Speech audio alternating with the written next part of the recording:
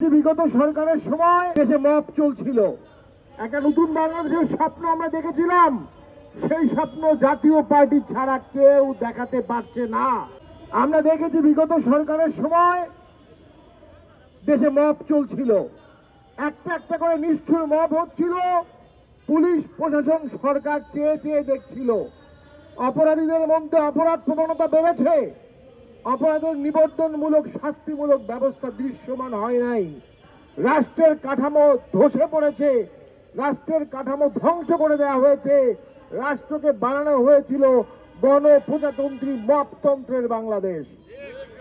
Election হলো, আমরা অনুভব করলাম নতুন বাংলাদেশ গড়তে হবে।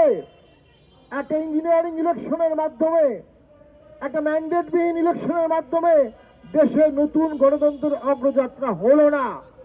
পুলিশকে উৎসাহিত করা হলো না। বিগত সময়ে যে পুলিশ হত্যা করা হয়েছে তার ন্যায় বিচার হলো না। পুলিশ সোর্স কাজ করছে না, অপরাধ দমন হচ্ছে না।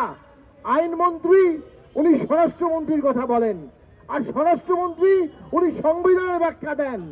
আর দেশের মানুষে ধর্ষণ হচ্ছে, হত্যা হচ্ছে, চাঁদাবাজি হচ্ছে। আমরা মনে করি জনগণ ফুঁসে উঠবে।